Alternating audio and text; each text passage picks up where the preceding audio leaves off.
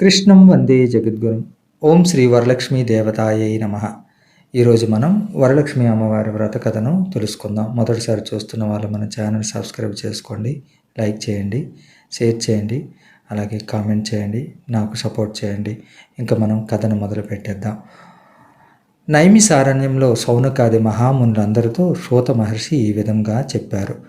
మునిశ్రేష్ఠులారా, స్త్రీలకు సర్వ సౌభాగ్యాలను కలగజేసే వ్రతము ఒకటి ఉన్నది. దానిని పరమేశ్వరుడు పార్వతీదేవికి తెలియజేశాడు. లోకోపకారం కోసం ఆ వ్రతాన్ని మీకు ఇప్పుడు వివరంగా తెలియజేస్తాను, శ్రద్ధగా వినండి. పూర్వము పరమేశ్వరుడు కైలాసంలో ఆయన సింహాసనంపై ఆసీనుడై ఉండగా ఇంద్రాది దేవతలు, దిక్పాలకులు, నారదాది మహామునీశ్వరులు స్తోత్రం చేస్తూ పరమేశ్వరుని కీర్తిస్తూ ఉన్నారు. ఆ ఆనంద సమయంలో పార్వతీదేవి పరమేశ్వరునితో, స్వామి, స్త్రీలు సర్వ సౌభాగ్యాలు పొంది పుత్ర పౌత్రాభివృద్ధితో తరించుటకు తగిన వ్రతం ఒకదాన్ని తెలియజేయవలేను అని అడిగినది. ఆమె మాటలకు పరమేశ్వరుడు ఎంతగానో సంతోషించి, దేవి, నీవు కోరిన విధంగా స్త్రీలకు సర్వ సౌభాగ్యాలు కలుగజేసి వరలక్ష్మి వ్రతం అనే ఒక వ్రతము ఉన్నది. శ్రావణ మాసంలో పౌర్ణమికి ముందు వచ్చే శుక్రవారం నాడు ఈ వ్రత కల్పమును చేయాలి అన్నాడు పరమేశ్వరుడు. అప్పుడు పార్వతీదేవి, స్వామి, ఈ వరలక్ష్మి వ్రతమును అధిదేవతగా ఎవరిని ఆరాధించాలి, వ్రత విధానం కూడా తెలియజేయండి అన్నది. పరమేశ్వరుడు చిరునవ్వు చిందిస్తూ, దేవి, పూర్వం ఈ వ్రతం ఆచరించి ఓ బ్రాహ్మణ స్త్రీ గొప్ప సిరి సంపదలతో అష్ట ఐశ్వర్యాలతో జీవనం సాగించినది. ఈ కథను నీకు వివరంగా చెప్తాను, విను అని పరమేశ్వరుడు చెప్పసాగాడు. పూర్వము మగధ దేశంలో కుండిన అనే పట్టణంలో చారుమతి అనే ఒక బ్రాహ్మణ స్త్రీ కలదు. ఆమె గొప్ప పతివ్రత, సుగుణశీలి, భక్తి గౌరవాలు గల యోగ్యురాలు. ప్రతినిత్యము ప్రాతకాలం నుండి నిద్ర నుండి మేలుకొని భర్త పాదాలకు నమస్కరించి ఇంటి పనులన్నింటినీ పూర్తి చేసి అత్తమామలను సేవిస్తూ అందరి ప్రశంసలను పొంది ఆనందంగా జీవనం సాగిస్తూ ఉండేది. ఒకనాటి రాత్రి చారుమతికి కలలో వరలక్ష్మీదేవి సాక్షాత్కరించి, ఓ చారుమతి, నేను వరలక్ష్మీ దేవతను. నీ యందు నాకు అనుగ్రహము కలిగినది. నీవు నా వ్రతాన్ని ఆచరింపుము.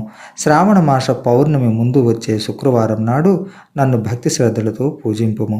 నీవు కోరిన వరములు కానుకలుగా ఇచ్చెదను అని చెప్పి అంతర్ధానమయ్యాను.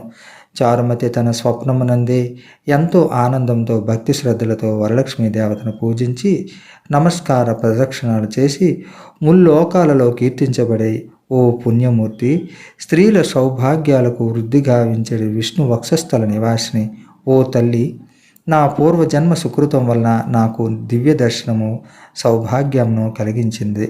శరణు శరణు అని అనేక విధముల స్తోత్రాలతో పరిపరి విధములుగా వరలక్ష్మీదేవిని స్తుతించినది. వెంటనే చారుమతి మేల్కొని కలగా గుర్తించి తనకు వచ్చిన కలను భర్తకు, అత్తమామలకు తెలియజేసినది.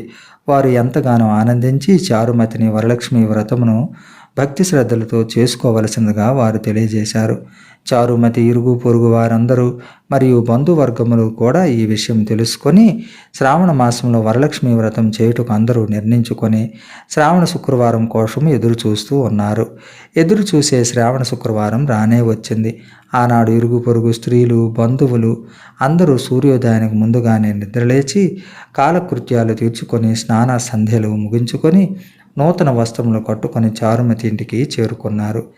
చారుమతి తన ఇంటిలో ఒక ప్రదేశమునందు గోమయంతో అలికి ముగ్గులు తీర్చిదిద్ది ఆ ప్రదేశంలో మండపంను ఏర్పాటు చేసి ఆ మండపంపై బియ్యము పోసి దానిపై ఒక కలశము ఏర్పాటు చేసి ఆ కలశంలో పంచపల్లవులు, రావి, జువ్వి, మర్రి, మామిడి, ఉత్తరేణి చెట్ల చిగుళ్ళు మొదలగు పంచ పల్లవాలతో కలశం ఏర్పాటు చేసి వరలక్ష్మీదేవిని సంకల్ప విధులతో ఆవాహన చేసి సర్వమంగళ మాంగళ్యే శివే సర్వార్థ సాధికే శరణ్యే త్ర్యంబకే దేవి నారాయణి నమోస్తుతే అని ఆహ్వానించి ప్రతిష్ఠించినది.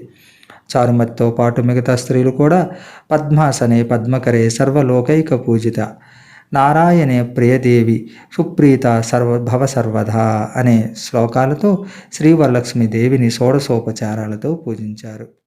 9 పోగుల తోరం కుడి చేతికి కట్టుకొని తాము తయారు చేసిన పంచభక్ష పరమాన్నములను వరలక్ష్మీదేవికి నివేదించి ప్రదక్షిణ నమస్కారాలు చేశారు.